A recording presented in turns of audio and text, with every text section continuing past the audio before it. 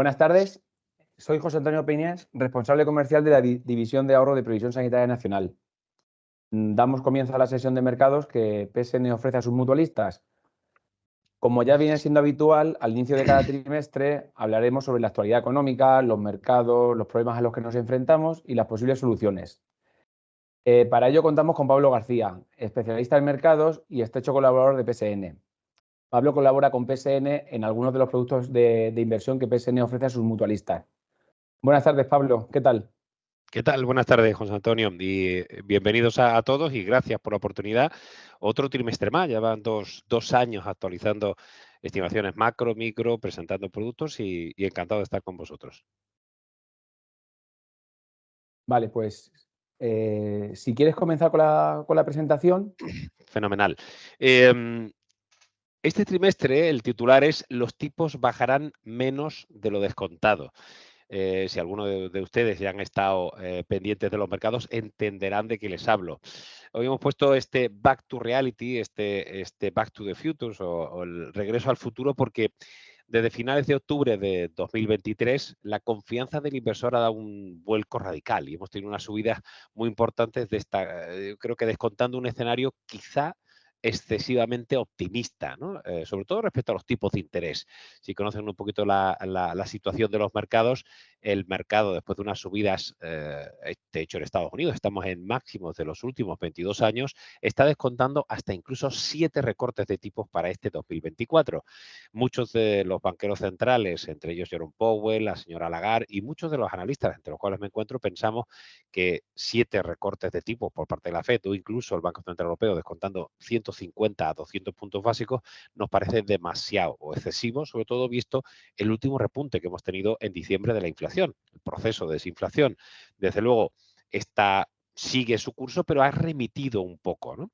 Los datos de servicios siguen siendo relativamente buenos, los PMI de servicios, como hemos comentado en anteriores presentaciones, pero están sufriendo las manufacturas, ¿no? Y ese es el equilibrio de los bancos centrales de los tipos. Esa política monetaria restrictiva está afectando obviamente a la desaceleración.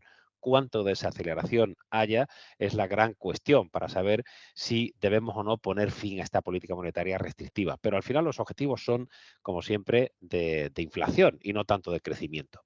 Y la economía de Estados Unidos sigue siendo mucho más sólida. Ya les hemos comentado y lo iremos viendo paulatinamente en la presentación, cómo los fondos de pensiones, los productos de PSN han ido incrementando posiciones claramente en Estados Unidos. Dentro de Asia, India ha sido nuestra apuesta, que ha ido francamente bien, y la zozobra un poco de Europa y sobre todo China. China acumula 3 meses de deflación, es decir, caída general en el nivel de precios, que no desinflación, que sería un crecimiento cada vez menor, pero crecimiento del nivel general de precios. Y Japón, que para mí es la gran sorpresa del año pasado, ahora analizaremos un poquito los cierres de 2023, que decreció un 2,9% perdón, en el tercer trimestre. Y sin embargo, el mercado japonés ha sido extraordinario. Por el contrario, los mercados chinos o los índices chinos como el Hansen o el CSI 300 acumulaban caídas a doble dígito el año pasado. Y en la micro, trataremos los temas de los resultados empresariales. La verdad es que el tercer trimestre fue excepcional, ya lo hemos visto, las grandes compañías tecnológicas, una de las grandes apuestas que hemos hecho y que tienen en los fondos, en el PSN Internacional o en los fondos de pensiones, y que han funcionado muy bien. Las 7 grandes compañías que aglutinan prácticamente el 85% de la evolución del Standard & Poor's, de todos conocidos, como los Microsoft, los Alphabet, etcétera, han tenido un comportamiento en resultados extraordinario. Y ahora explicaremos por qué los mercados pueden no estar tan caros siempre que se cumplan esos objetivos de beneficios para este 2024. Y desde luego, es verdad que los resultados del 3T de Europa no fueron malos, pero desde luego no tuvieron esa capacidad de crecimiento de Estados Unidos. La historia es si podrán mantenerse, como digo, las optimistas expectativas. Y en geopolítica, la verdad es que es curioso, ¿no? Porque todos, y ahora lo veremos en un gráfico, como la gran mayoría de inversores es el factor más importante a dirimir para este año, pero no tienen tanto impacto en los mercados y lo veremos. El enquistamiento de la invasión de Ucrania se une el conflicto judeo-palestino, los atentados de Hamas, por supuesto, las implicaciones en el Mar Rojo muy importantes para las cadenas de suministros y los incrementos posibles, porque están subiendo los incrementos, están incrementándose los precios de los inputs, pero todavía el mercado no termina de creer que pueda tener un impacto muy relevante en los márgenes de las compañías. Y sobre todo también las expectativas de China sobre Taiwán, ¿no? Que no parecen resolverse. En las divisas, la verdad que las cosas han estado bastante más tranquilas este último trimestre y no se prevé que haya muchas novedades. Tras la apreciación del dólar hasta el 1,05, el euro se ha apreciado hasta 1,0869, que estamos a día de hoy en la parte prácticamente media del rango. Y respecto a las materias primas, otro de los temas importantes, como decíamos, a pesar de esos conflictos geopolíticos, el optimismo para evitar graves recesiones ha hecho que los precios energéticos no repunten con fuerza. Esa es una de las claves para saber por dónde van a ir los tiros, porque repuntes los precios energéticos, y veremos un gráfico muy ilustrativo, son fundamentales sobre todo para el devenir de la inflación europea. El control de la OPEP parece que ha perdido un poquito de fuerza. Ya saben que Angola ha salido del cártel petrolífero, los recortes de producción que se han ido prolongando. Bueno, hemos puesto un poquito, digamos, un brainstorming que llaman, una lluvia de ideas de los temas que vamos a tratar. El año 2023, el ejercicio, como me gusta llamarlo, el ejercicio 2023 fue brillante. Mucho más de lo que esperábamos al principio de ejercicio. Yo reconozco que hablamos de la vuelta de la tortilla. Recordarán algunos de ustedes que han estado presentes en las últimas charlas, que se esperaba que el año fuera de menos a más y sin embargo se invirtió. Tuvimos, y ahora lo vamos a ver en los gráficos, unas caídas muy importantes hasta prácticamente el 25 de octubre, desde el verano, ¿no? Y después hemos recuperado desde el 27 de octubre hasta un cierre extraordinario del ejercicio con un rally que yo diría que es un rally más otoñal que un rally de Navidad. A destacar el buen funcionamiento del Nasdaq, una de nuestras grandes apuestas, más 43,42%, con un berth que se llama, que es una concentración en esas grandes compañías quizá excesiva, ¿no? Markovich, que solía hablar de esas carteras eficientes, diversificadas, etcétera, pues parece que ha perdido fuerza, porque la concentración ha sido la mejor arma para tener un performance saludable. Pero Sí. el Standard & Pablo, Poor's... ¿cuáles son esas compañías exactamente? Bueno, Alphabet, Microsoft, Apple, Amazon, entre otras. Esas 4 son las mayores posiciones de los fondos de pensiones de PSN, que han tenido un comportamiento extraordinario. Metemos también, por supuesto, a Nvidia, metemos a Netflix, metemos a Meta, ¿no? Esas son las grandes compañías tecnológicas que prácticamente, si no las has tenido en cartera y has diversificado de verdad, has tenido un comportamiento. Es decir, lo pusimos en el trimestre anterior, el Standard & Poor's, digamos, 493 valores, y el Standard & Poor's de esos 7 grandes valores, quitando las grandes compañías, como digo, las megatech que se llaman, el comportamiento hubiera sido de un +1, +2%. Es alucinante, ¿no? La concentración. Y eso que hubo un reweighting de los pesos para intentar mitigar ese impacto. Yo francamente no sé qué es mejor, porque también uno puede pensar, bueno, tenemos que bajar, digamos, la importancia de esos 7 valores que pueden tumbar en cualquier momento los índices. Pero la realidad de nuestro día a día es que la gran mayoría de nosotros utilizamos seguro, como mínimo, 4 de estas compañías. Seguro que estamos utilizando Google en el buscador. Posiblemente tengamos un ordenador que tenga software de Microsoft. Posiblemente estemos utilizando, pues no sé, a Amazon en nuestros... Es decir, es que son tan grandes y tan globales que la realidad es que pesan mucho en nuestras economías, si lo miramos a nivel global. Y hay que reconocer que quitando el FTSE con demasiado peso de los deep cyclical, de los cíclicos pesados, que obviamente no han funcionado especialmente bien, y es una de las apuestas quizá a medio largo plazo, ahora se está dando un poco la vuelta, pero ha tenido un mal comportamiento, y bien también nuestro IBEX, ¿no? Con un más 22,76, gracias sobre todo a los grandes pesos del sector bancario, también Inditex, Ferrovial, ACS, todas ellas en máximos. Y por Sí, último, destacar el caso de... Sí, perdona. sí, Pablo, como estabas hablando de España, había un mutualista, bueno, por ir poniendo preguntas, que hablara sobre si estaba bien seguir invirtiendo en España o era mejor buscar otros mercados. Bueno, nuestra filosofía es de invertir en cualquiera de los mercados, no tenemos por qué circunscribirnos. Yo algunas veces les he explicado el chiste de la farola, ¿no? ¿Por qué buscar las llaves cuando no se te han perdido ahí simplemente porque ves mejor, ¿no? Es decir, la gente suele invertir en las cosas que conoce, no que no tienen por qué ser necesariamente las mejores opciones de inversión. Eh, Actualmente, por ejemplo, en el fondo internacional que hay 30 valores, solo tenemos un valor español, como es Iberdrola, porque Iberdrola, ¿no? creemos que dentro de las utilities a nivel mundial es de las más eficientes y las mejor posicionadas y con un potencial rentabilidad-riesgo bastante aceptable. En su momento hemos tenido Inditex, por ejemplo, ¿no? Pero los retailers nos dan poca confianza. Es verdad que Inditex lo ha hecho muy bien, que H&M también, y que pesan más de un 50% del índice retail, pero la realidad de las ventas minoristas es mala. Y en el caso de ACS también lo tuvimos en su momento, lo vendimos en zona de máximo, no tenemos actualmente, y Ferrovial no la hemos tenido, ¿no? Los temas de deuda, las salidas hacia Holanda, nos daban un poquito de miedo y sin embargo el comportamiento ha sido excelente. Pero bueno, España es lo que es y representa lo que representa dentro de los mercados bursátiles y la economía mundial. Por lo tanto, analizamos, digamos, España como cualquier otro mercado sin tener una preferencia especial. ¿Vale? Vale, gracias. Y como decíamos, bueno, el Nikkei lo ha hecho extraordinariamente bien, sorprendente. Para mí, India está en máximo, los dos grandes índices indios que no aparecen aquí en esta recopilación de Bloomberg, pero ya les digo que han tocado máximos históricos en este principio de año. Ahí es donde estamos muy invertidos. Es una de las posiciones junto con las tecnológicas más grandes que tenemos, ¿no? India está absorbiendo muchas inversiones, algunas de ellas provenientes de China. Y sin embargo, el Hansen y el CSI, los dos índices chinos, no solo lo han hecho mal al cierre de 2023, sino han empezado el año francamente mal. Lo más llamativo del año 2023 y lo chocante es que las subidas han sido alineadas de activos considerados sustitutivos, como es el equity, la renta variable, los bonos, el Bitcoin, el oro. Muchos podíamos pensar que el oro iba a ser un defensivo si las cosas se ponían mal, o que los bonos podían ser sustitutivos de la renta variable, pero la realidad es que activos de riesgo como el Bitcoin han ido aparejados de subidas también de activos previsiblemente de refugio, como podían ser el oro. Es decir, parece que todos los activos casi al unísono y sobre todo las grandes compañías han sido las que han tirado. El Russell de Mid y Small Cap americano ha quedado hiper rezagado si lo comparamos con las grandes compañías.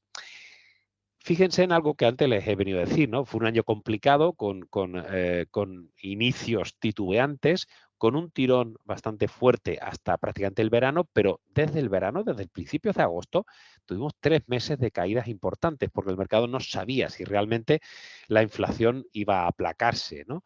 En el momento en el que los bancos centrales parecía que empezaban a intuir que 2024 sería el año del cambio de los tipos, el mercado dio un cambio, y aquí he puesto esta franja, el de ese 27 de octubre, radical, porque es que a finales de octubre estábamos a niveles a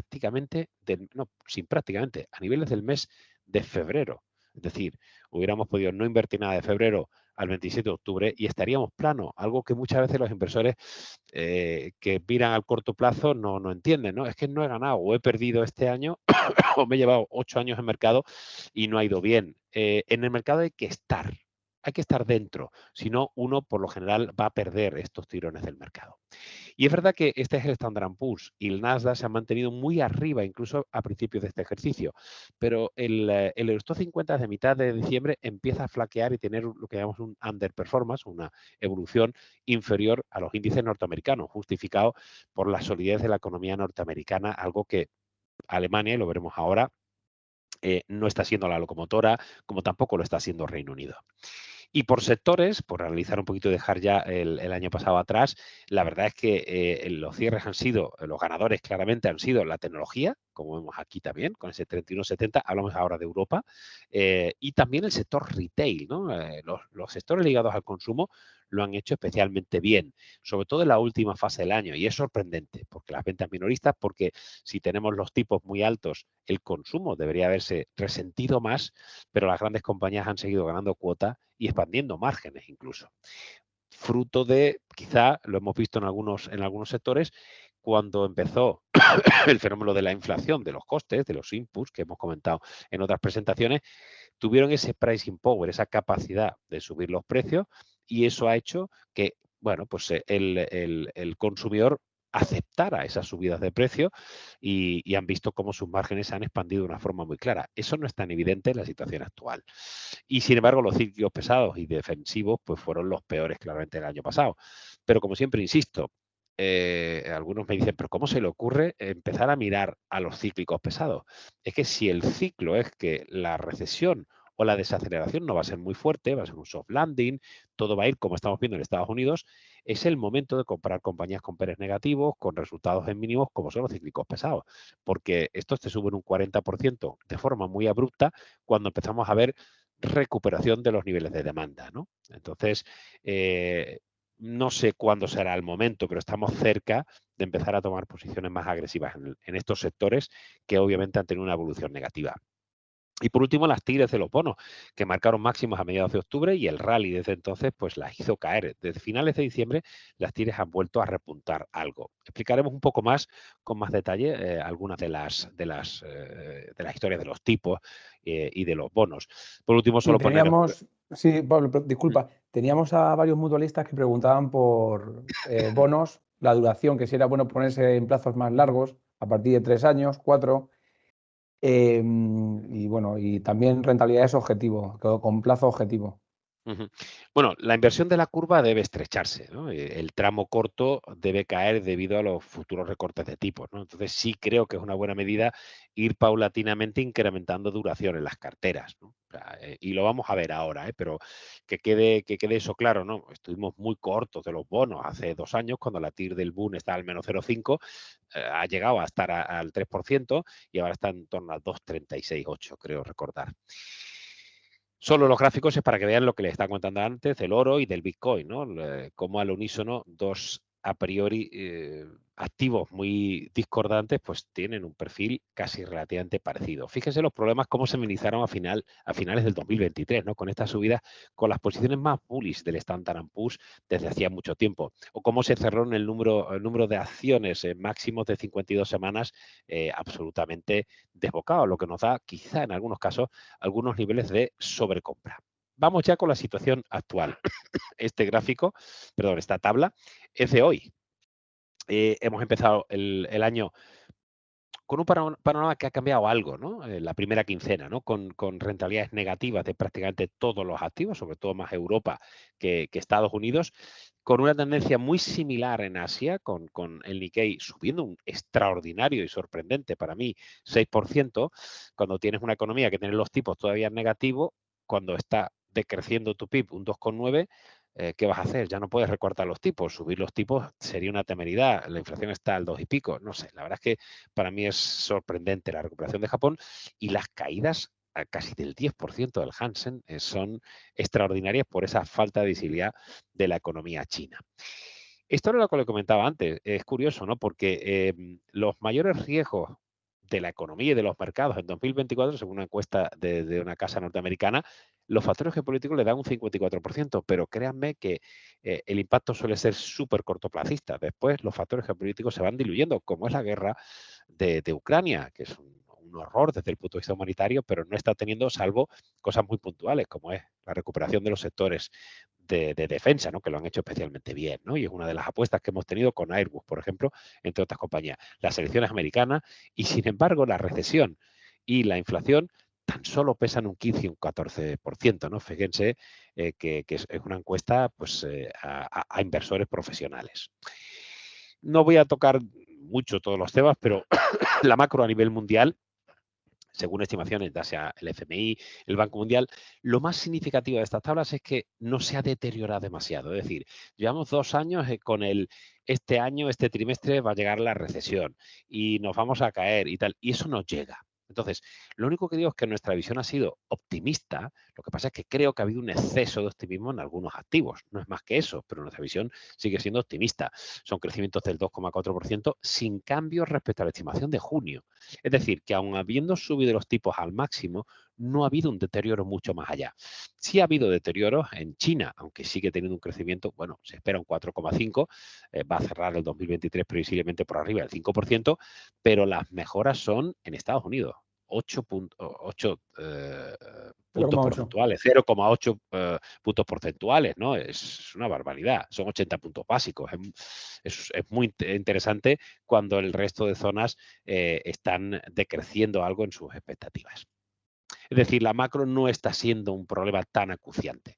Fíjense el movimiento tan radical que hemos tenido los bonos, ¿no? Las subidas de tipos, por supuesto, han terminado, ¿no? Cuando les hablan del pivote, el pivote ya está. La única diferencia es que yo estimo que no deberían recortarse los tipos en marzo, sino que tendríamos que esperar un poco más por lo que veremos ahora con el rebrote por bases comparables y Dios no lo quiera, incrementos de precios energéticos y el mercado ha ido mucho más lejos, descontando un escenario del Golden Leaks que hablamos, ¿no? Del Golden Leaks de ricitos de oro, ¿no? Pero el precio del dinero, como decíamos, se va a mantener durante más tiempo, ¿no? Del previsto.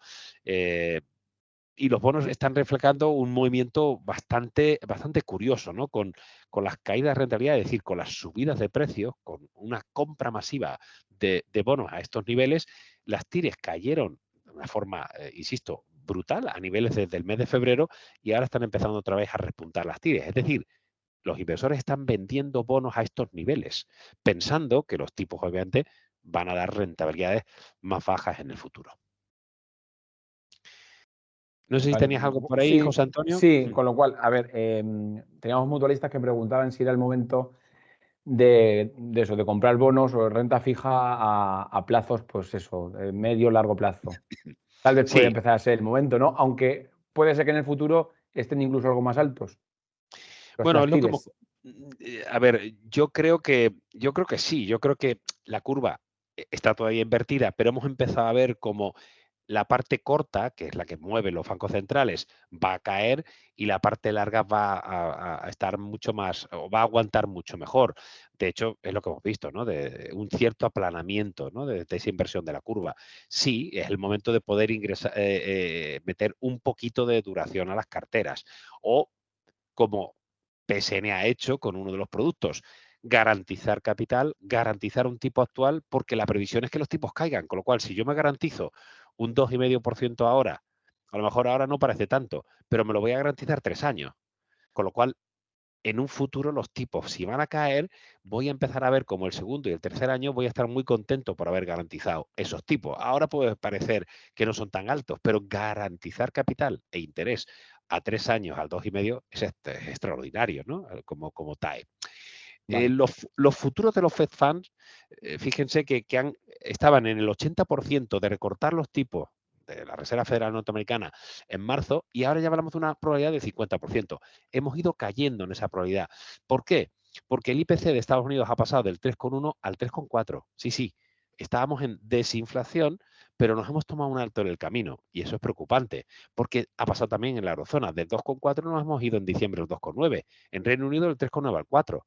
Es decir, que como continúe esa tendencia por bases comparables o haya alguna fricción exógena, como puede ser pues que el conflicto en el Mar Rojo, hemos visto Irán, Pakistán, por supuesto el resto de países, que es un polvorín, ¿no? Entonces, sí podríamos tener pues que los tipos no se recorten en marzo. Yo creo que no van a ser recortados en marzo. Christine Lagarde, sorprendentemente, vino a decir ayer que antes del verano podríamos tener el primer recorte. Bien, ya, es que antes del verano es la reunión de marzo, perdón, de la reunión de junio. Junio es que ya pensamos en España que es verano, pero no lo es.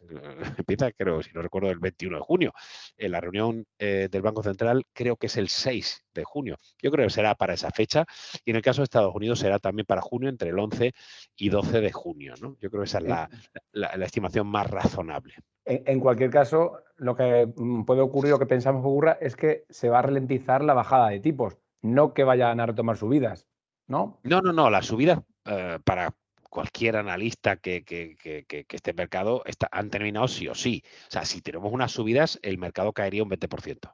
Es decir, porque si los tipos tuvieran que subir más desde los niveles ya máximos actuales, significaría que la inflación se ha desbocado. No es el caso. Hemos subido del 3,1 al 3,4, insisto. Ya de Guindos, por ejemplo, el lugarteniente de la señora Lagarde en el Banco Central Europeo lo comentó. Bases comparables que eran a priori menos exigentes y vamos a ver algunos repuntes. O sea, estos repuntes de la inflación ya estaban previstos por nosotros, por los analistas y por los banqueros. O sea que no sorprenden, pero el mercado, insisto, había sido hiperoptimista pensando que eso no iba a pasar. Y se ha pasado. Por eso, lo que indicaba es que la probabilidad de recortes de tipos del 80 ya ha caído al 50. Aún así, se habla todavía de 6-7 recortes en 2024, ¿no? Bueno, vamos a ver, tenemos una reunión este mes de enero, a finales, el 30-31 por parte de la FED, y el 25 antes se reúne el Banco Central Europeo. No debería haber novedades, ¿no? Pero los hedge funds ya están, dicen ahora, en corto con una barbaridad de contratos del Tesoro a 10 años, ¿no? Es la posición corta más grande de la historia. La verdad es que ahí está el kit de la cuestión y no hay, el consenso cada vez está, es más incierto con ese 50% de probabilidades. Y como decía, es curioso, ¿no? Que a pesar de las tensiones geopolíticas increciendo, el precio del crudo no ha reaccionado al alza a las expectativas de desaceleración, quizás debido a las expectativas de desaceleración mundial. Es decir, yo puedo pensar que puede haber tensiones geopolíticas y sube el precio del crudo, pero si tenemos a China que sigue deflacionista en los últimos 3 meses y que parece que no está tirando con tanta fuerza, los datos oficiales se vuelven a poner en tela de juicio al ver los PMIs de Caixin, que es un tema privado, que se contrarrestan, ¿no? con los PMI oficiales, ¿no? Bueno, la realidad es que el precio del crudo no está preocupando. Si empezara a tirar y se fuera por arriba de los 85 o 90 dólares, tendríamos un problema, porque desde luego los tipos no se iban a tocar. Y además no es razonable que los bancos centrales toquen los tipos si de momento las cosas en la economía, sobre todo en el mercado laboral que veremos ahora en Estados Unidos, están aguantando. Como les decía, en el plano de divisas no ha habido grandes novedades. Estamos en este rango que hemos hablado desde hace tiempo, entre el 1,05 y 1,10. No debería moverse, no ha habido cambios radicales. Y el sentimiento del mercado está empeorando. Es cierto que no es preocupante. Tuvimos este momento, este es nuestro Momentum Spread Dynamic de Divacom Alpha Value, que cayó, como han visto, un poco como los índices, han recuperado y ahora estamos teniendo esa caída que les comentábamos desde principios de enero. Pero todavía no es preocupante porque el número de compañías con momentum negativo se ha incrementado pero de una forma muy ligera. Es más porque caen algunas de doble positivo, más que por un incremento muy negativo. Incluso el Fear and Greed, que utilizo mucho también de CNN Business, es verdad que en algunos casos está en extrema codicia, ha pasado a la codicia, a niveles de 66, quizá estimo que son demasiado optimistas todavía. La economía norteamericana aguanta estoicamente. Es que un PIB del 4,9%, el dato final del tercer trimestre, es extraordinario. Es decir, fíjense cómo aguanta la economía. Quitando los casos anómalos por el COVID, la economía norteamericana, pese a lo que se hablaba de recesión, ha aguantado de una forma extraordinaria. Las ventas minoristas han subido ahora en diciembre un 0,6, buen comportamiento, como decíamos, de los datos de empleo, los ADPs, los no-farm payrolls, es decir, que parece que aguantan, ¿no? Y quizá el menor crecimiento de los salarios podría afectar al consumo en los próximos meses, porque aunque hablemos de pivote, como decía José Antonio, la realidad es que todavía los tipos están a máximos de 22 años con unos niveles de deuda que son muy elevados, ¿no? Las manufacturas siguen débiles y hemos visto últimamente esta semana los datos del PMI de Nueva York y de Filadelfia hoy y han sido francamente malos. O sea, las manufacturas se están resintiendo. Es una de las consecuencias de las subidas de tipos, por supuesto. Pero bueno, pensamos que se va a estabilizar. La producción industrial es verdad que ha subido un poquito, un 0,1. Esperamos cierta estabilización. Los servicios, desde luego, están yendo mucho mejor. Y también lo sorprendente es el mercado inmobiliario, ¿no? Suecia lo está pasando mal, Alemania también. En el caso de Estados Unidos han ido recuperando, fíjense, las solicitudes de hipoteca, que sea un dato semanal, 10,4, y los tipos hipotecarios a 30 años, que los ven reflejados en este gráfico, la verdad que todavía están arriba, todavía no hemos pivotado, ¿no? Pero sí han caído de casi el 8% al 6,75%. Como ha pasado con el Euribor, habrán visto ustedes posiblemente que el Euribor ha recortado. Y uno dice, pero bueno, si los tipos todavía no se han recortado, ¿por qué el Euribor o por qué la tasa hipotecaria está cayendo? Porque la estimación del mercado, los inversores juegan a que ese movimiento se va a producir y ya toman sus posiciones. Tenemos a un mutualista que nos pregunta por invertir en 2024 en vivienda, concretamente en vivienda usada. No sé Bueno, yo si creo que eso no... A ver, la vivienda por lo general no es uno de los activos más lucrativos, ¿no? Pese a que en España se sigue pensando. Yo siempre he dicho que hay que hacer un cálculo y todos, si Real. miramos para adentro, un cálculo real, con los costes que supone la vivienda, con los impuestos que se pagan por la vivienda, con los deterioros, con un montón de facturas que hay que pagar, igual que en una inversión. O sea, tenemos que hacer un TAE para ver si realmente la inversión en vivienda es tan rentable como se dice, y un coste de desplazamientos, de trabajo, de tal, que no se suele considerar. Pero Y que no es líquido, que no es un bueno, activo y no es como un un activo fondo que líquido. en 3 días lo liquidas. Una vivienda, Mm, si quieres venderla más o menos a un precio aceptable de mercado, mm. no puedes hacerlo Así con es. prisa. Hemos publicado precisamente una nota que publicaremos en el Diario de Mercados de mañana sobre el sector inmobiliario. La situación no es buena. Las cifras de las inmobiliarias europeas no han sido en absoluto buenas. Sin embargo, se utiliza como un proxy de los tipos. Y me explico. Muchas veces los inversores, en lugar de actuar desde el punto de vista del bottom-up, de analizar las compañías, elegir las compañías, utilizan un top-down, que consiste en: yo creo que la macro va a evolucionar así, es decir, yo creo que los tipos van a caer muy rápido. ¿Qué sectores tradicionalmente se ven beneficiados por una caída repentina de los tipos? Los que están muy endeudados, pues eso, lo típico, las inmobiliarias o sectores ligados al consumo. Entonces, eso ha sido un proxy, que se dice, en la bolsa, por lo cual han subido las inmobiliarias, pero ya están siendo uno de los peores sectores a principios de este ejercicio, porque si se ralentiza un poquito este recorte de tipos, el proxy tipos ya no es quizá el principal. Fíjense en los niveles de deuda, récord. Si decimos que los tipos están en máximos de 22 años y que los niveles de deuda de las administraciones públicas, de las empresas y de las economías domésticas están sola de máximo, pues como algo no funcione bien, es decir, como no tengamos que la inflación remite y podemos bajar los tipos, pues podemos tener claramente una situación un poquito más complicada, ¿no? Pero las valoraciones no son tan elevadas, ¿no? Y esto es un Global Equity Market Valuation, es decir, que si nos damos cuenta, en los PERs medios no son tan caros. Esto es quizá demasiado agresivo, ¿no? Poner todos los mercados y hacer una costelera.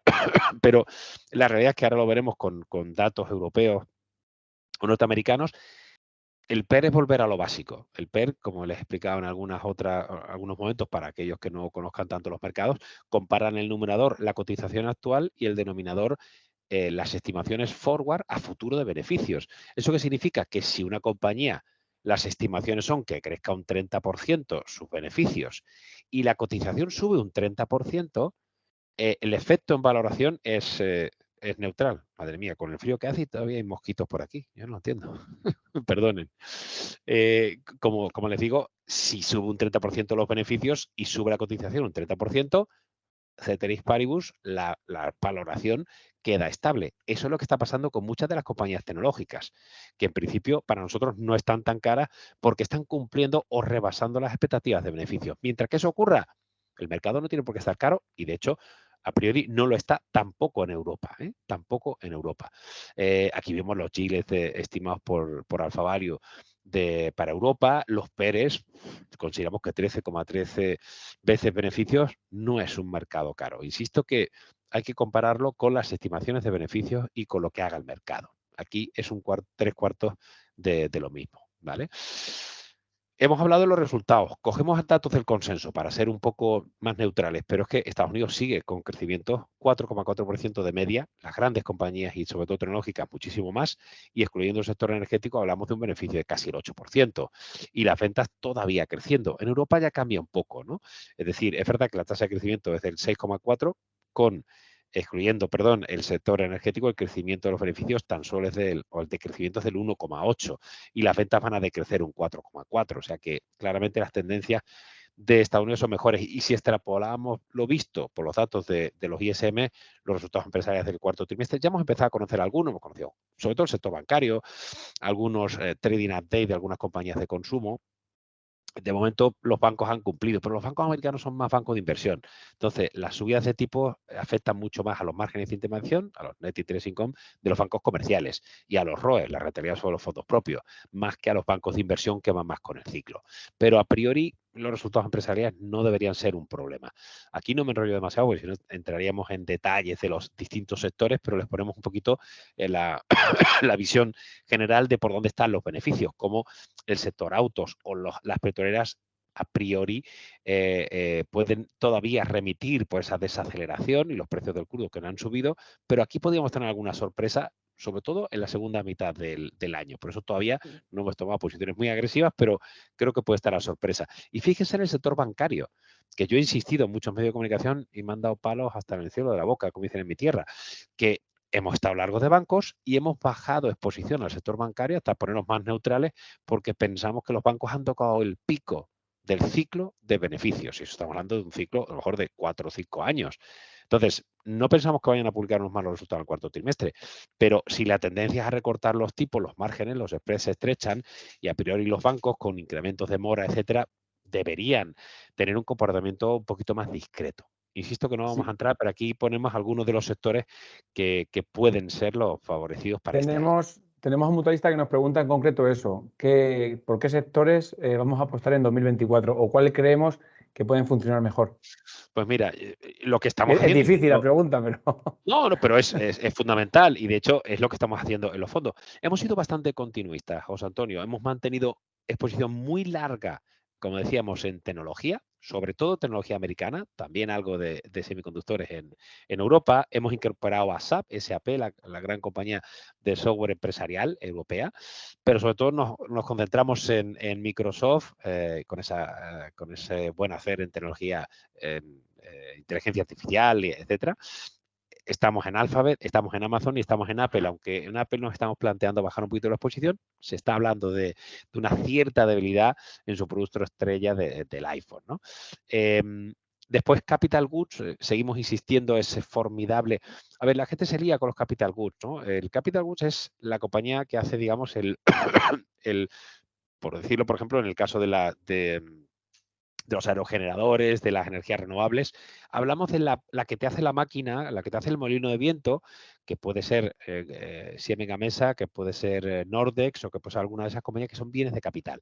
Las compañías de bienes de capital son las que están absorbiendo todo el valor del cambio, todos esos criterios de ESG, para mejora del medio ambiente, etcétera. Que no tanto a veces las utilities, ¿no? Que al final los precios están regulados, ¿no? Las que están ganando son las que tienen la demanda de, oye, te quiero comprar tantos generadores, te quiero comprar tantas temas eléctricos que sean mucho más eficientes, las emisiones de CO2. Esas son las compañías de bienes de capital. Siemens, por ejemplo, cualquiera, o una ABB, que lo han hecho especialmente bien, la Suiza, ¿no? También en aeroespacial, ¿no? O sea, la parte de defensa no es muy agradable, pero nos ha funcionado muy bien. Rheinmetall ha ido muy bien. Airbus también está teniendo por la parte de defensa y por la parte también aeroespacial, porque Boeing ha tenido sus problemas, como habrán escuchado recientemente, sigue teniéndolos y la verdad es que Airbus ha sido una gran apuesta. Y después, bueno, es verdad que hacemos un mixto. Hemos tenido algo de Pharma, hemos tenido algo de Telecoms, con dos Telecom, y hemos mantenido ahí posiciones más neutrales. Y la gran apuesta que todavía estamos pensando y estamos ahí barruntando un poquito todo es el tema de los tips cíclicas. ¿Cuándo va a ser su momentum? Es verdad que tuvimos a final de año unas posiciones bastante más amplias con Equinor, la noruega, con Total o con Shell y no funcionó muy bien. Y también con unas Río Tintos, con algunas Antofagasta, Glencore también algo. Y hemos reducido porque hemos visto que China está pesando negativamente y hemos preferido eliminar un poquito de riesgo. Fíjense en esto que les comentaba del proceso de desinflación, si se desinfla, ¿no? Con el IPC, y aquí les ponemos todos los distintos países, ¿no? Algunos países, sobre todo centroeuropeos, como Polonia, como Hungría, ojo, porque son países de la Unión Europea, pero no están en la zona euro, ¿vale? Es decir, que es verdad que aquí les pongo los datos de todos los países europeos, pero no todos son eurozona, como saben, ¿no? Y fuera de la eurozona, la inflación se está yendo mucho más. Este es uno de los gráficos que quería para que entiendan cómo puede cambiar la situación. En el proceso de desinflación, la dependencia de los precios energéticos es absolutamente brutal. Fíjense lo que ha pesado en el proceso de desinflación en diciembre, que hemos visto que la inflación ha repuntado al 2,9. Es decir, que alimentación, alcohol, tabaco, todavía son inflacionistas. Los productos digamos, industriales de no energía y servicios siguen siendo inflacionistas. Hablamos de 4% o de 2,5%. Y lo que tira y lastra y hace que la desinflación continúe está siendo la energía. que decrece más de un 6,5, digamos, por ciento. Si la energía rebota, se acaba el proceso de desinflación, ¿eh? Es decir, no estamos haciendo la desinflación en una serie de productos como la alimentación, alcohol, tabaco, que siguen subiendo los precios y las compañías están aprovechando este desconcierto que a nosotros nos parece bastante evidente, ¿no? O sea, aquí sumas el más 6 y el menos 6,5 te queda neutral. Ya, pero hay productos que están subiendo mucho y otros que no, ¿no? Con lo cual, bueno, hay Not, por ejemplo, el presidente del Banco Central de Países Bajos, el señor de Guindos, Schnabel, Joaquín Nagel, Isabel Schnabel, todos están insistiendo en ser muy razonables respecto a moderar esa intensidad de que los tipos tienen que recortarse muy rápido. Fíjese que el PIB del tercer trimestre de la eurozona ha quedado en cero pelotero, es decir, no estamos todavía en recesión, pero estamos muy cerca. La producción industrial ha caído un 6,8%. Las ventas minoristas un 1,1% y la confianza del consumidor menos 15. O sea, el mercado está adelantando unas expectativas, se adelanta a unas expectativas demasiado optimistas. La locomotora alemana no es una locomotora. El IPC un 3,7 y el PIB anual cayendo un 0,3%. Pero que tampoco Reino Unido. Es verdad que los datos de Reino Unido, han sido un poquito mejores, ¿no? Pero la inflación todavía está en el 4%. La estimación del PIB a 3 meses menos 0,2, producción industrial menos 0,1, es decir, no ha ido a peor, pero no ha recuperado con demasiada fuerza. Y China es uno de los temas que más me sigue preocupando. Aquí tienen el gráfico, que aunque esté en chino, así pueden practicar su fantástico chino, yo no entiendo nada, pero sí que sé que estos son los datos de inflación, o en este caso, de deflación. Menos 0,2, menos 0,5, menos 0,3. Es que es una auténtica locura, ¿no? Es decir, la economía china no está funcionando, necesita claramente más estímulos monetarios y fiscales. Tuvimos algunos recortes de tipos, pequeños, pero los tuvimos, y también algunos estímulos desde el punto de vista fiscal, pero creemos que es necesario un mayor impulso. Los mercados, desde luego, los índices chinos ya han visto que no están funcionando. Algunos pueden pensar, las ventas minoristas suben un 7,4, ya, pero es claramente inferior a lo previsto y claramente aquí vemos la tendencia, como su propio nombre indica aquí, ¿verdad? Ventas minoristas no tienen el crecimiento de antes. ¿Cuánta es la inflación en China? La inflación lógica, bueno, que debe de tener un país que es emergente, ¿cuánto es? A ver, pues en Europa es en torno al 2. Bueno, en China, ¿algo razonable cuánto sería? Bueno, China ha tenido inflaciones superiores al 5%, por supuesto, pero es que tenía crecimientos del 10%. Lo que ocurre es que la economía china, no me puedo enrollar mucho, pero la economía china ya no es una economía tan emergente como era antes. El consumo de las clases medias, que claro, las clases medias estamos hablando de millones. Es verdad que el crecimiento vegetativo lleva 2 años cayendo, hemos perdido 2 millones en términos netos de chinos, ¿no? Y India ha superado ya con creces la población como primer país poblado y a priori la primera, el primer régimen abierto, mucho más abierto que China, o la mayor democracia en cuanto a número de habitantes. Pero ha tenido inflaciones del 5%, claro que sí, mucho más altas, pero crecía al 10%. Ahora ya lo vemos aquí, ¿no? Hemos tenido inflaciones mucho más suaves y podríamos tener una inflación correcta creciendo China prácticamente al 5%, 4,5% se prevé para este año, como hemos visto, podría ser de un 2, 2,5%, puede ser una buena inflación. Pero insisto, lo que estamos teniendo es deflación, es deflación. Como decíamos, India lo sigue haciendo muy bien. Este es el ETF que tenemos comprado, pues, yo creo desde marzo, abril. Perdón, porque tengo esto de irme a Alemania en estos momentos a menos 7 grados, para un andaluz como yo me ha sentado fatal. Perdón. Como decíamos, el NIF 50, el Sunset han subido a máximos, ¿no? Y creo que fue una buena lectura. Es la posición más importante junto con la posición de Microsoft y de Alphabet que tenemos, por ejemplo, en los fondos, en el internacional, pero también en los fondos, en los planes de pensiones, ¿no? Es decir, y creemos que va a seguir funcionando muy bien.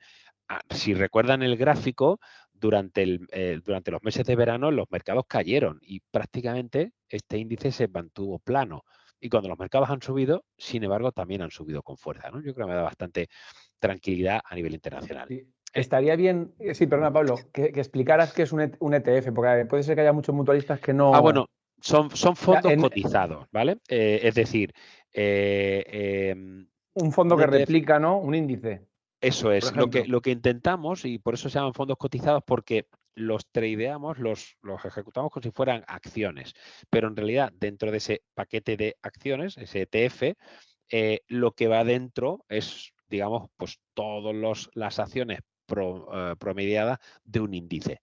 Entonces, si cogemos el Lyxor MSCI de India, lo que hacemos es como si estuviéramos comprando el IBEX. Entonces, en lugar de comprar los 35 valores del IBEX, compramos el índice y compraríamos, pues imagínense que tenemos 35.000 euros y compramos el IBEX 35, meteríamos como si metiéramos 1.000 euros en cada valor.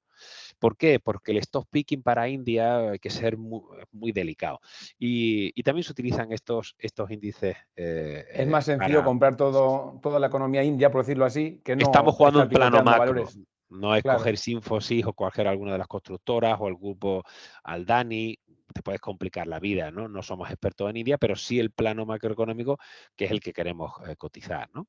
Esa es la forma, son fondos cotizados y la compramos y vendemos como si fueran acciones, pero que dentro de ellas llevas un índice.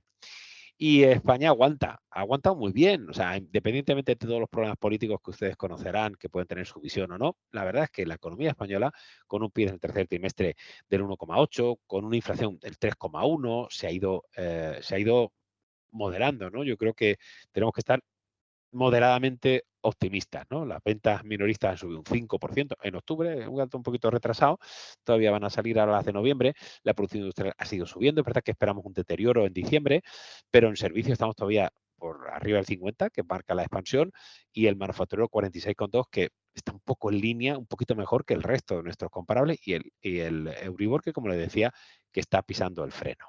Bueno, con esto tendríamos un poquito la lectura general, ¿no? Yo lo que querría también, y es una frase que a mí se me ocurre porque a veces buscamos fuera lo que tenemos dentro, ¿no? PSN está ofreciendo una gama de productos muy interesante.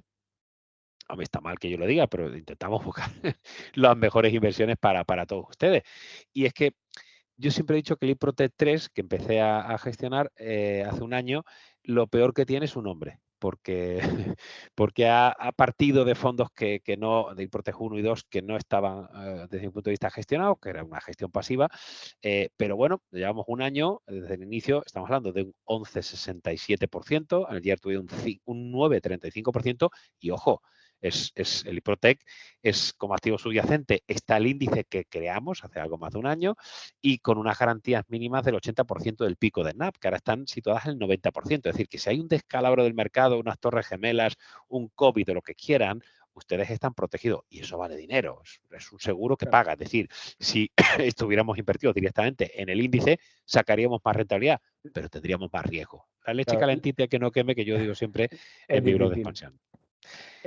A ver, al final, lo que buscamos con este producto es poder replicar todas las estrategias que utiliza Pablo en el índice que tiene PSN, pero desde un punto de vista mucho más conservador. ¿Por qué? Porque solamente arriesgamos como máximo un 20%, ¿vale? Este producto lo que hace es ir consolidando el 80% del valor que va teniendo. Conforme va subiendo, ese 80% va creciendo. Entonces puede llegar un momento en que la inversión esté garantizada al 100%, la inversión inicial que hicimos. Entonces, bueno, lo que hacemos es replicar el índice de Pablo con los 30 valores que muchos de ellos hemos estado hablando antes, de una forma mucho más sosegada, ¿vale? Entonces, para muchos mutualistas que tienen un perfil más conservador, este sería un producto muy bueno, porque nos aprovechamos de los mercados, pero siempre teniendo un colchón de seguridad, ¿vale? Así es. Y aquí ponemos lo que es tanto el índice como el PSN Internacional Calidad. Es decir, este es el performance del índice, digamos, limpio, ¿no? Como es verdad que durante unos meses el mercado estuvo cayendo, creo que se defendió bastante bien, pero cuando el mercado tira, cogemos el rally. Es decir, estamos hablando de que en 2023 hizo un 16,62%, que creo que es muy saludable y que ya empezamos a batir el benchmark desde este mes de enero, que estamos prácticamente planos, y bueno, un más 22,28% desde el 17 de junio. Pero esto es, digamos, pelado, esto es equity. Y el PSN Internacional Calidad cerró el 2023 con plusvalías netas, pagando comisiones, pagando todo, tal, del 12,84%, que también está muy bien. Microsoft, Apple, Alphabet, Amazon, JP Morgan, Nestlé, Straumann, que no la conocen, es de implantes dentales, una compañía suiza. Wolters Kluwer, que ha ido como una moto. ASML, International Hotel Group. Novo Nordisk, que eso seguro que lo conocen mucho mejor que yo y saben mejor explicarme por qué el Wegovy está haciendo tanto furor entre los gorditos, entre los cuales yo creo que me voy a tener que meter ya en el saco, ¿no? Pero bueno, una compañía que era más de productos de diabetes lo está petando, nunca mejor dicho, con el tema de los productos para bajar de peso. Bueno, pues esta es la evolución. Aquí no hay trampa en cartón, esto es Bloomberg, ¿eh? Esto está listado en Bloomberg. O sea, aquí no es que hemos cogido no, esto es desde enero del año pasado hasta, pues prácticamente, bueno, los datos que nos dan para la liquidación, que será hace 2 días, ¿no? El performance es muy bueno, pero lo tienen ustedes, es decir, que ustedes pueden elegir tener unas garantías porque les da un poco miedo si el mercado se descalabra y tener ese 90% ya garantizado ahí, con el iProtect 3, que insisto, el nombre es lo que menos me gusta porque parece que arrastra una gestión que no tiene nada que ver anterior, y el PSN Internacional Calidad, que son valores buy and hold, valores grandes, con una filosofía de mantener y no hacer rotaciones muy agresivas. Sí, si pudiéramos resumir, perdón Pablo, si pudiéramos resumir dónde invierte el Calidad Internacional, sería Big Caps, grandes empresas que sean sólidas y que tengan visibilidad, ¿no? Que el negocio a futuro creamos que va a funcionar bien. Esas serían las 3 premisas que deben de cumplir, ¿no? Eso es. Nosotros utilizamos, y podríamos estar horas hablando, de un modelo que es el de fortaleza fundamental, ¿no? Y ahí metemos, yo qué sé, la recurrencia, la generación de márgenes, free cash flow, que no tenga una deuda demasiado elevada, el governance, el cumplimiento digamos, la gestión corporativa.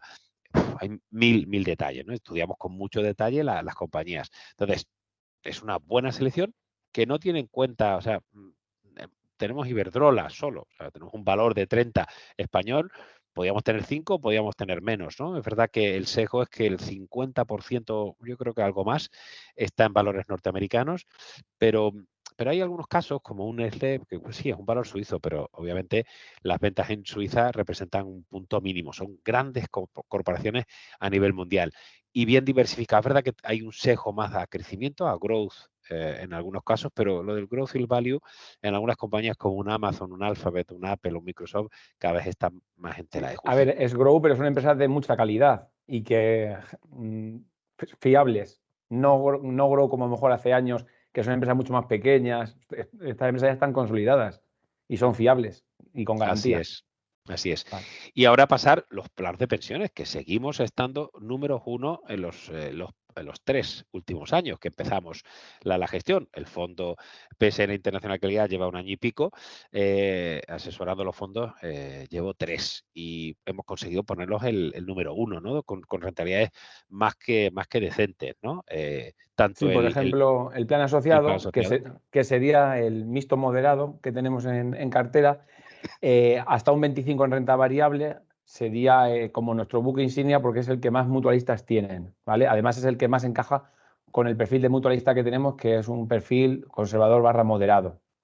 Asumimos pocos riesgos, pero a largo plazo las rentabilidades son más que aceptables. Pueden ver aquí cómo en los últimos 10 años la rentabilidad ha sido superior al 28%, y siendo líderes pues desde muchos años atrás. Pueden ver abajo cómo salen las 5 estrellas desde el año 2014. Sí, y luego aquí es un ranking, hemos cogido los mixtos defensivos de los principales bancos españoles y también de las aseguradoras.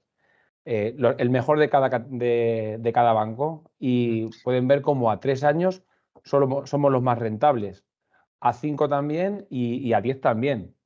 Entonces, bueno, y sobre todo, y hemos empezado el año ya siendo pues los números 2 aquí y a 3 años indiscutible. Es verdad que a 10 años ya ahí no entramos, ¿no? Pero bueno, sí que puede haber sí, alguno. hay un 2,77, el único que está por encima de los demás. Pero es extraordinario la recurrencia, ¿no?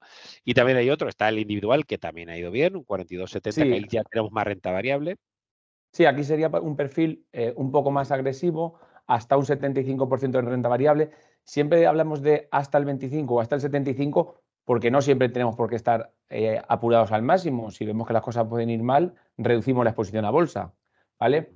Este perfil, esto sería para un mutualista con un perfil más agresivo. Lógicamente, las rentabilidades y el retorno es más alto. Aquí estamos hablando de un 42,70 en los últimos 10 años. Mm. También somos 5 estrellas Morningstar. 5 estrellas Morningstar significa que estamos entre el 10% de los mejores planes de pensiones de esa categoría. Y aquí pueden ver cómo hemos hecho lo mismo que antes, el ejercicio de comparados a 3 años, cogiendo los mixtos agresivos de las principales entidades financieras españolas y de las aseguradoras.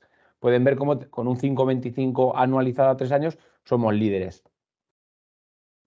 Y hay algo que quisiera compartir con ustedes, porque dentro del equipo de gestión hay una joven promesa, como yo le llamo, Pablo Badenes, y ha hecho una herramienta donde yo digo que las comparaciones son odiosas, depende para quién, ¿no? Y ha metido todos los datos totalmente digamos, independientes de Morningstar y ha ido viendo comparador de planes de pensiones. Oye, bueno, vamos a ver el plan de pensiones pues de BVA renta fija con el plan de renta fija confianza de PSN y a X años a ver cuánto nos hubiéramos sacado de más. Hablamos de 10%, por ejemplo, en algunos casos, 8% en otros con este de Cuchabank,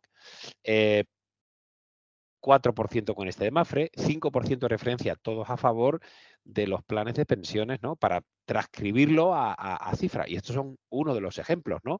O con Santa Lucía, un 12% de diferencia en los últimos 5 años, 3% en este caso, de la autorresponsabilidad. Es decir, que la verdad es que creo que merece la pena que Sí, depositen su confianza en los planes de pensiones de PSN.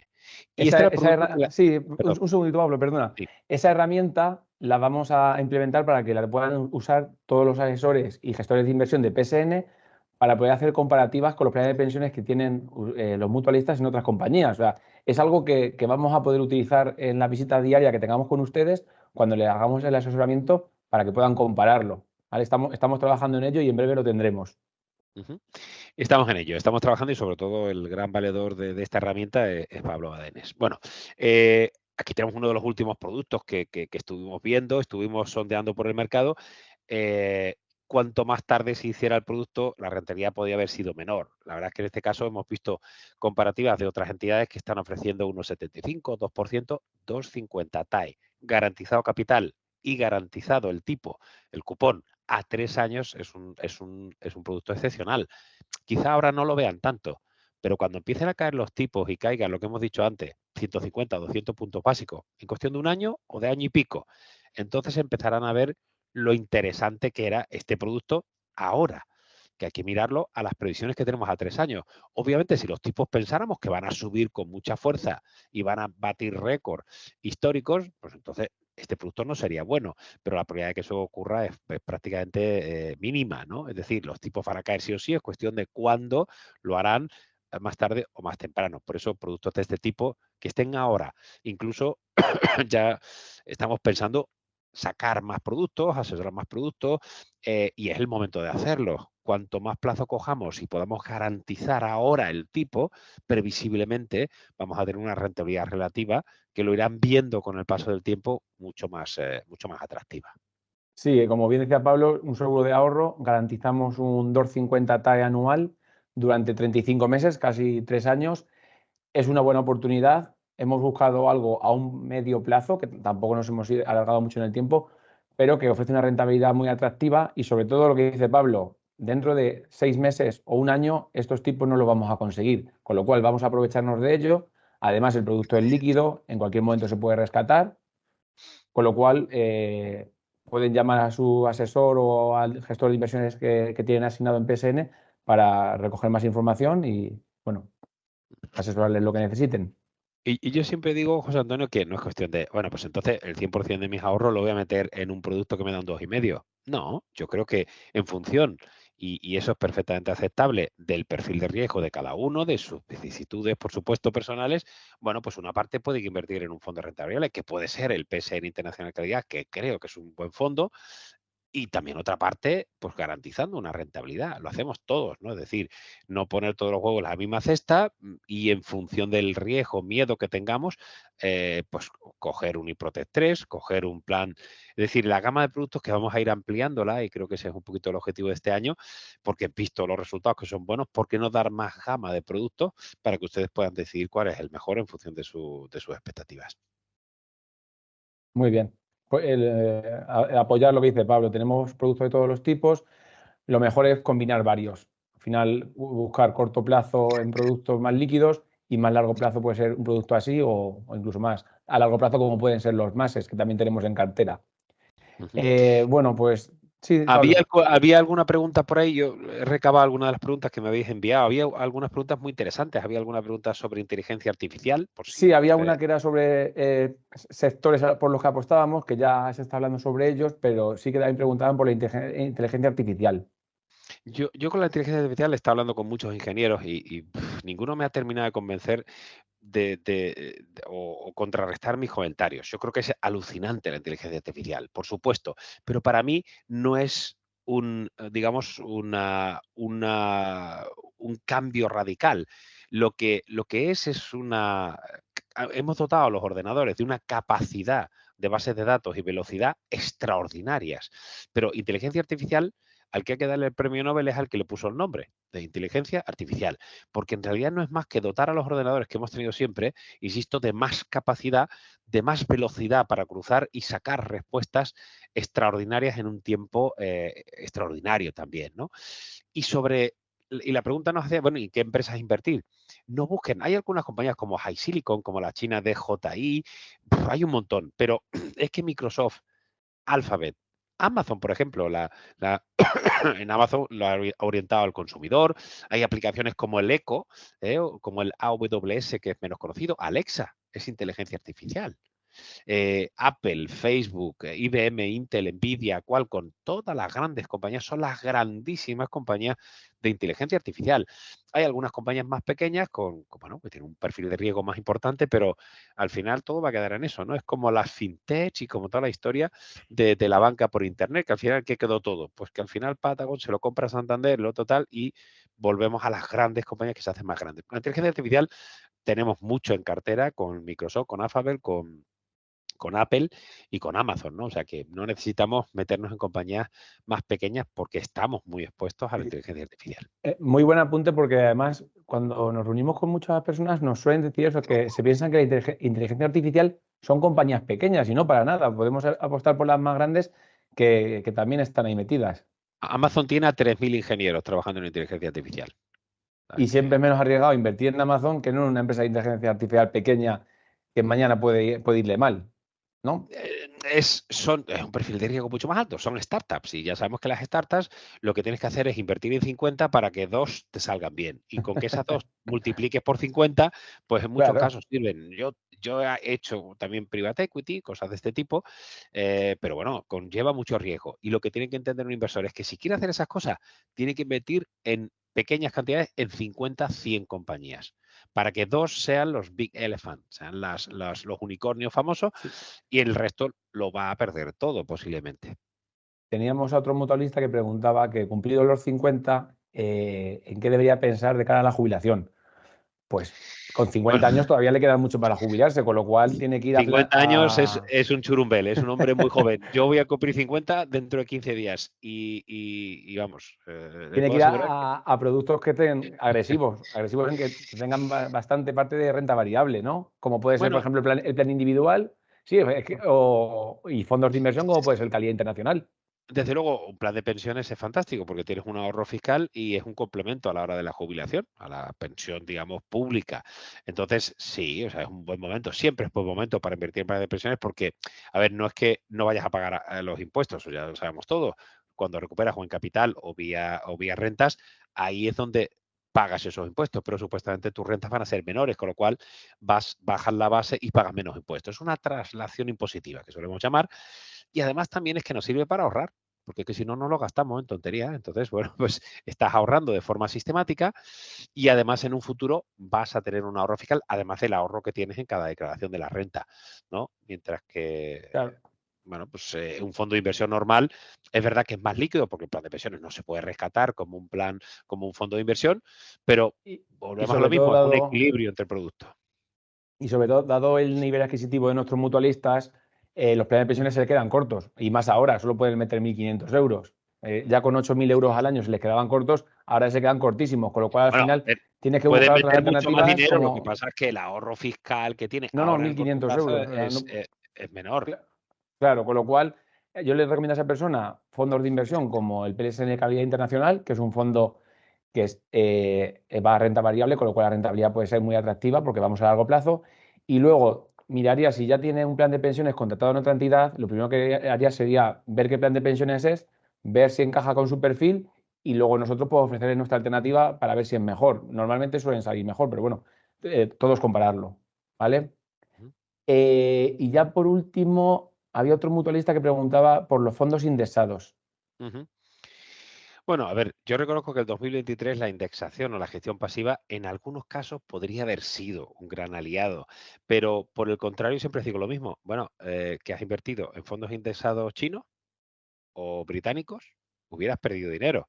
Es decir, al final siempre que tenemos que tomar una decisión sobre el asset allocation, la distribución de activos en cartera, lo puedes hacer haciendo stock picking, lo puedes hacer a través de fondos y puedes tener una cierta indexación como nosotros hemos hecho con India. Pero la indexación, por lo general, pues es volver un poquito a la media. No tiene por qué ser mediocre, pero desde luego va a ser a la media. Nunca vas a ganar más de la media, nunca vas a perder más de la media. Bueno, yo creo que hemos demostrado, y estos 3 años gestionando los fondos de pensiones, que se puede hacer mejor que la media, claramente. Eh, pero bueno, entiendo la indexación en algunos casos muy particulares, donde la inversión se complica mucho en ciertos países. Pero en algunos otros, bueno, se puede jugar un poco a sobreponderar ciertos sectores, ciertas compañías, porque por lo general se puede batir al benchmark, al índice de referencia, que es siempre nuestro objetivo. Si los mercados caen un 20, vamos a intentar que ustedes pierdan un 10 o un 7. Y si los mercados suben un 10, vamos a intentar ganarles un 15 o un 20. Lo que no podemos hacer, como algunos a veces nos piden, es que si el mercado cae un 20, nosotros ganemos un 20. Eso sigue siendo muy complicado. Y siempre les digo lo mismo, y he tenido muchos casos. Si yo hiciera eso, significaría que estoy adoptando unas posiciones de riesgo absolutamente asimétricas y brutales. Y eso hay que tener cuidado, ¿no? Con algunos gestores, muchos de ellos conocidos, que venden una idea de buy and hold, de grandes compañías, de sectores diversificados, y cuando hemos visto, José Antonio y yo, hemos visto la distribución de activos y tienen un 80% en cíclicos pesados. Es decir, ese riesgo es el que para mí es inaceptable. Si a mí me vendes un fondo buy and hold internacional diversificado, no puedes tener un 50% en la India, un 40% en Taiwán y un tal. No, mire usted, no. Tengo que seguir una serie de parámetros, ¿no? Y eso es lo que creo que somos muy serios, y PSN es una casa de calidad que siempre vamos, y la directora de inversiones, Ana Hernando, siempre está con los límites, con ser correctos, con la forma y con los prospectos que ustedes tienen en sus fondos para que sepan lo que compran. Muy bien. Muchas gracias, Pablo. La verdad es que ha sido súper interesante y nada, agradecerte como siempre, pues que nos vas culturizando poco a poco en este mundo financiero. Un Y placer. a Muchas lo- gracias a todos ustedes por la atención. Espero no haber sido demasiado pesado. Y esta tos estridulosa que me tiene aquí hecho polvo, aunque estoy con fármacos, aunque estoy en el extranjero, pero me trae de aquí mi cajita de Frenadol para estar un poquito dopado, pero espero que no haya sido demasiado mal esta tos. Muy bien. Y nada, a todos los mutualistas, darles las gracias por la asistencia, recordarles que Previsión Sanitaria Nacional es su casa, que nos pueden contar con nosotros para lo que necesiten, todo el tema de asesoramiento financiero y fiscal, que cuenten con nosotros porque es que es de ustedes. Un banco es privado, tiene unos accionistas. Esta casa es de ustedes y pueden contar con nosotros para lo que necesiten. Y nada más, muchas gracias y hasta la próxima.